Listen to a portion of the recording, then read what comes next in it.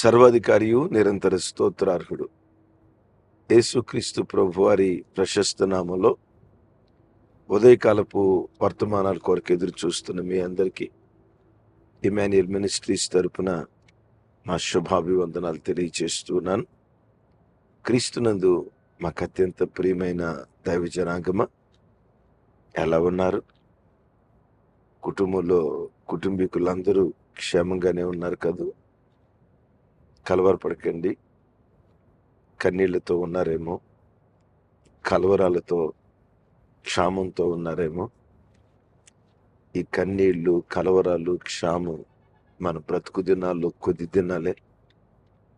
నిశ్చయంగా నమ్మదగిన దేవుడు నీ బ్రతుకు దినములన్నిట కృప క్షేమాలు అనుగ్రహించి సమృద్ధిగా దేవుడు మిమ్మల్ని నడిపించునుగాక. మంచిది దైవజనమ. ఈ దినం ఓ ప్రత్యేకమైన అంశం నిమిత్తం పరిశుద్ధ లేఖనాల నుంచి మనం ధ్యానించుదాం. ఓ చిన్న ప్రార్థన మానవ జీవితాన్ని ఎంత గొప్పగా ఆశీర్వదిస్తుందో. చిన్న ప్రార్థన. బైబిల్లో దీర్ఘ ప్రార్థన చేసిన భక్తులు ఉన్నారు, చేయకూడదని కాదు. చిన్న ప్రార్థన చేసిన భక్తులు ఉన్నారు. ఆ చిన్న ప్రార్థన ఎంత గొప్ప కార్యాలు చేసిందో లేఖనాలు చూస్తే ఆశ్చర్యం వేయక మానదు. అలాగని ఈ వాక్యం విన్నప్పటి నుండి చిన్న చిన్న ప్రార్థనలే చేసి ముగించారు గాక, ప్రార్థన యొక్క శక్తిని, ప్రార్థన యొక్క గొప్పతనాన్ని గురించి చెప్పడానికి మీతో ఈ మాట పంచుకుంటూ ఉన్నాను. చూడండి, ఆదికాండం 17వ అధ్యాయం 18వ వచనం. అబ్రహాము, ఇస్మాయిలు నీ సన్నిధిని బ్రతుకను అనుగ్రహించుము అని దేవునితో చెప్పగా 20వ వచనం. ఇస్మాయిలును గూర్చి నీవు చేసిన మనవి నేను వింటిని. ఇదిగో, అతనిని ఆశీర్వదించి సంతానాభివృద్ధి కలుగు చేసి అత్యధికముగా అతన్ని విస్తరింప చేసేదను. అతడు 12 మంది రాజులను కనును. అతనిని గొప్ప జనముగా చేసేదను. అబ్రహామయ్య ఇస్మాయిల్ కొరకు ఒక చిన్న ప్రార్థన చేస్తాడు. ఇస్మాయిలు, నీ సన్నిధిన బ్రతుకును అనుగ్రహించుము. జస్ట్ 3 పదాలు. అధ్యాయాలు ప్రార్థన చేయలేదు, సుదీర్ఘ ప్రార్థన చేయలేదు. నేనంట ఈ ప్రార్థన చేయటానికి ఒక పావు నిమిషం బట్టి ఉంటుంది. ఆ చిన్న ప్రార్థనను గొప్ప దేవుడు తృణీకరించలా. రాయబడిన మాట, నేను నీ మనవిని అంగీకరించి నేను అతన్ని ఆశీర్వదించి సంతానాభివృద్ధి కలుగు చేసి అతనిలో నుండి 12 రాజులను లేవనెత్తి గొప్ప జనముగా నేను అతన్ని చేస్తాను. చిన్న ప్రార్థన దేవుడు ఆలకించి ఇస్మాయిలును దేవుడు ఆశీర్వదించడం ప్రారంభించాడు. అద్భుతం. ఆ 12 రాజులే ఈరోజు అరేబియా ప్రాంతంలో ఉన్న 12 రాజులు, 12 రాజ్యాలు. ఈ రోజుకి ఆ మహమ్మదీయ ప్రాంతాలు ఎంత గొప్పగా దేవుని చేత ఆశీర్వదించబడ్డాయో విస్మయం వేస్తుంది, ఆశ్చర్యం అనిపిస్తుంది. నేను తరచుగా దేవుని పని నిమిత్తం ఆ దేశాలకు వెళ్ళినప్పుడు ఎంత వైభవోపేతంగా, ఎంత ధనిక దేశాలుగా ఆ ప్రాంతాలు కనపడుతున్నాయో విచిత్రం అనిపిస్తుంది. నాకు తెలిసి మేబీ నేను చెప్పేదంత కరెక్ట్ కాకపోయి ఉండొచ్చు. నాకు తెలిసి ప్రపంచ దేశాల్లో అత్యంత ఖరీదైన రూపీ కువైట్ 283 రూపాయలతో సమానం.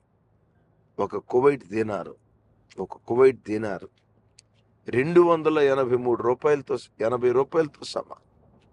ఆ మధ్య మస్కట్ వెళ్ళాను. మస్కట్ కూడా చాలా ఖరీదైంది. ఆ ప్రాంతాలు చూస్తే నాకు అనిపిస్తుంది, దేవా ఎప్పుడో అబ్రహామయ్య ఇస్మాయిలును నీ సన్నిధిలో బ్రతుకును అనుగ్రహించుము అని చిన్న ప్రార్థన చేస్తే ఎంత గొప్పగా నువ్వు ఆశీర్వదించావు కదా. ప్రార్థన చేసిన ఆయన 4000 సంవత్సరాల క్రితం ప్రార్థన చేశాడు, ఆయన చనిపోయాడు. అద్భుతం. ప్రార్థన చేసిన అబ్రహాము చనిపోయాడు, కానీ అబ్రహాము చేసిన ప్రార్థన ఫలాలు నేటికి బ్రతికే ఉన్నాయి. ఆమేన్. నేటికి బ్రతికే ఉన్నాయి. ఓ మాట తమ్ముడు, చెల్లి, అబ్రహాము చిన్న ప్రార్థన కదా ఇస్మాయిల్ కొరకు చేసింది. నీ కడుపును పుట్టిన నీ పిల్లల కొరకు వాళ్ళు గర్భంలో ఉన్నప్పటి నుంచి నువ్వు ఎంత ప్రార్థన చేయలేదు? గర్భంలో మగబిడ్డుందో ఆడబిడ్డున్నాడో తెలియకపోయినా, దేవా నా గర్భంలో ఉన్న నా బిడ్డను ఆశీర్వదించయ్యా, పుట్టబోయే నా బిడ్డను ఆశీర్వదించయ్యా, వాడు మంచి భక్తి కలిగిన వాడు కావాలయ్యా, వాడు మంచి ప్రార్థనా పరుడు కావాలయ్యా. నా బ్రతుకులో నేను అనుభవించిన కష్టాలు, నేను అనుభవించిన కన్నీళ్ళు, నేను అనుభవించిన శ్రమ, నేను అనుభవించిన బాధ, నేను అనుభవించిన శాపం, నేను అనుభవించిన నష్టం, నేను అనుభవించిన దుఃఖం నా బిడ్డ అనుభవించకూడదయ్యా, వాడిని క్షేమంగా ఉంచయ్యా అని. చెల్లి, నువ్వు గర్భం దాల్చినప్పటి నుండి నీ కడుపును పుట్టబోయే బిడ్డ కొరకు నువ్వు ఎంత ప్రార్థన చేయలేదు? చివరికాడు పుట్టిన తర్వాత ఆ బిడ్డలు పుట్టిన తర్వాత ఎన్నిసార్లు వాళ్ళు నిద్రపోతా ఉంటే మంచం దగ్గర మోకరించి నువ్వు ప్రార్థన చేయలేదు? మందిరాలకు వచ్చినప్పుడు ఉపవాస ప్రార్థనల్లో వారంలో ఒకరోజు ఉపవాసం ఉండి ప్రార్థన చేసేటప్పుడు నీ పిల్లల కొరకు నీవెంత ప్రార్థన చేయలేదురా తమ్ముడా? నీవెంత ప్రార్థన చేయలేదురా చెల్లి? ఓ మాట, చిన్న ప్రార్థన చేస్తేనే, అబ్రహాము చేసిన చిన్న ప్రార్థన ఎంత గొప్ప కార్యం చేస్తే, రోజుల తరబడి, సంవత్సరాల తరబడి నీ పిల్లల కొరకు నువ్వు ప్రార్థన చేస్తున్నావే, నీ ప్రార్థన దేవుడు ఎలా మర్చిపోతాడమ్మా? నీ కన్నీళ్లు దేవుడు ఎలా మర్చిపోతాడమ్మా? నువ్వు చేసిన ఉపవాసాలు, జాగరణాలు ఎలా మర్చిపోతాడు? నువ్వంటున్నావా అయ్యా, మరి దేవుడు జ్ఞాపకం చేసుకునేవాడైతే నా కొడుకు ఎందుకు అట్లా అయిపోయాడు? ఒక్క మాట వింటలేదయ్యా, నా పిల్లలే నాకు ఒక ముల్లైపోయారయ్యా, నా ప్రార్థన నిజంగా దేవుడు జ్ఞాపకం చేసుకుంటే వాళ్ళు ఎందుకు దారి తప్పారు అని మనోవేదన చెందుతున్నావా తమ్ముడా, చెల్లి? చిన్న ప్రార్థనే ఇస్మాయిల్ జీవితంలో అంత గొప్ప కార్యం చేస్తే, ఇంత సుదీర్ఘ ప్రార్థన నీ దేవుడు ఎలా మర్చిపోతాడు? ఏదో ఒక రోజు తప్పకుండా నీ ప్రార్థన దర్శిస్తుంది. ఏదో ఒక రోజు నువ్వు కార్చిన కన్నీళ్లకు తప్పకుండా దేవుడు ప్రతిఫలం ఇస్తాడు. నువ్వు చేసిన ఉపవాసాలకు, జాగరణాలకు, కార్చిన కన్నీళ్లకు, చేసిన రోదన ధ్వనికి నిశ్చయంగా దేవుడు ప్రతిఫలం ఇస్తాడు. అద్భుతం చెప్పమంటావా? నీకు నాకు మరణం ఉందేమో, కానీ నీవు చేసే ప్రార్థనకు మరణం లేదు. ఈరోజు నువ్వు కార్చిన కన్నీళ్ళు 100 సంవత్సరాల తర్వాత కూడా ఆ ప్రార్థన పని చేస్తుంది. దేవుని యొక్క వాక్యం మాట్లాడుతుంది. ఆ ప్రార్థన కొన్ని వేల సంవత్సరాల తర్వాత కూడా పనిచేస్తుంది. అబ్రహామయ్య చేసిన చిన్న ప్రార్థన ఇస్మాయిలీలను రాజులుగా నిలవబెట్టాడు. భూమి తవ్వితే కొన్ని చోట్ల 1000 అడుగులు బోరేసిన సొక్క నీరు పట్టల. ఆ దేశంలో బోరేస్తే నీళ్లు కాదు, పెట్రోల్, డీజిల్. ఎందుకో తెలుసా? నీ దేవునికి పెట్టబడిన పేరు ప్రార్థనలు ఆలకించువాడు. ఒకవేళ అనుకుంటున్నావా, నా ప్రార్థనలు దేవుడు మర్చిపోయాడు, నా ప్రార్థనలు దేవుడు ఆలకించట్లేదు, నా ప్రార్థనలకు దేవుడు ప్రతిఫలం ఇవ్వట్లేదు, కృంగిన స్థితిలో ఉన్నావా? అబ్రహాం అయ్యే ప్రార్థన విన్న దేవుడు నీ ప్రార్థన దేవుడు ఆలకించునుగాక. ఒక చిన్న ప్రార్థన నాతో కలిసి చేస్తారా? ఈ మాట మీద చేయి పెట్టి నీ పిల్లల పేరు పెట్టి, ఇస్మాయిలును నీ సన్నిధిన బ్రతకనిమ్ము అన్నాడు కదా, నువ్వు కూడా అడుగు. ఇస్మాయిల్ అనే చోట నీ పిల్లల పేరు పెట్టి, నీ పిల్లల పేరు పెట్టి, ఆ బిడ్డ పేరు పెట్టి, నీ సన్నిధిన నా బిడ్డను బ్రతుకునిమ్ము. అలాగని ఈ రోజు నుండి ఆ చిన్న ప్రార్థన చేసి ముగించారు గాక. ఆమేన్. మంచిది. పరిశుద్ధ గ్రంథమైన బైబిల్లో మరొక ఆయన చాలా చిన్న ప్రార్థన చేశాడు.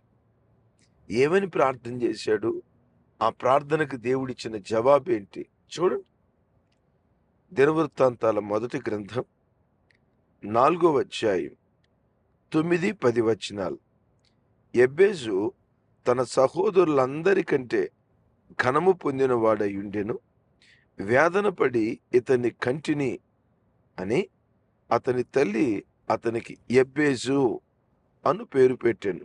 యెబెజు ఇశ్రాయేలు దేవుని గూర్చి మొరపెట్టి, నీవు నన్ను నిశ్చయముగా ఆశీర్వదించి నా సరిహద్దులను విశాలపరిచి నీ చెయ్యి నాకు తోడుగా ఉండ దయచేసి నాకు కీడు రాకుండా దానిలో నుండి తప్పించుము అని ప్రార్థింపగా, దేవుడు అతడు మనవి చేసిన దానిని అతనికి దయచేసెను.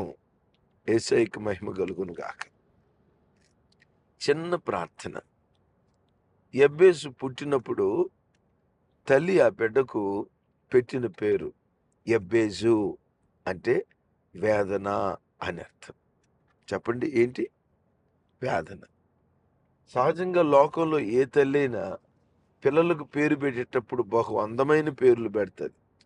ఏం జరిగిందో తెలీదు, ఈ బిడ్డ పుట్టేటప్పటికి ఆ ఇంట్లో మరణం జరిగిందో, భయంకరమైన నష్టం జరిగిందో, ఒకవేళ తల్లి ఇంటి ఏం జరిగిందో తెలియదు. మెట్టుకు జరిగిన ఆ కీడును, ఆ వేదనను బట్టి కడుపును పుట్టిన బిడ్డకు వేదన అని పెట్టింది. అందరూ రే వేదన, రే వేదన అని పిలుస్తూ ఉంటే ఆ బిడ్డ ఎంత కృంగిపోయి ఉంటాడో. అద్భుతం ఏంటంటే, వేదన పుత్రుడు అని పిలువబడిన బిడ్డ యెహోవా సన్నిధిలో మొరపెట్టాడట. ఏమని? నీవు నిశ్చయముగా నన్ను ఆశీర్వదించి నా సరిహద్దులను విశాలపరిచి నీ చేయి నాకు తోడుగా ఉండ దయచేసి కీడులో నుంచి నన్ను తప్పించుము అని ప్రార్థన చేశాడు. తమ్ముడు, నీవు కూడా ప్రార్థన చేస్తావా? దేవా, నిశ్చయంగా నన్ను ఆశీర్వదించవా? నా చేతుల కష్టార్జితాన్ని దీవించవా? నా కడుపును పుట్టిన పిల్లలను ఆశీర్వదించవా? నా వ్యాపారాన్ని ఆశీర్వదించవా? వాక్యం ఉంటుంది, యెహోవా ఆశీర్వాదం ఐశ్వర్యమునిచ్చును అని. ఆమేన్. అడుగు. నా సరిహద్దులను విశాలపరిచయ్యా. చూడండి, నా సరిహద్దులను విశాలపరిచయ్యా. చిన్న మందిరమా? నా సరిహద్దు విశాలపరిచయ్యా. ఒకే చోట సేవ చేస్తున్నావా? నా సరిహద్దులు విశాలపరిచయ్యా. చిన్న ఇరుకైన ఇంటిలో బ్రతుకుతున్నావా? నా సరిహద్దులు విశాలపరిచయ్యా. చిన్న ఉద్యోగం చేసుకుంటూ బ్రతుకుతున్నావా? విశాలపరిచయ్యా నా సరిహద్దులు.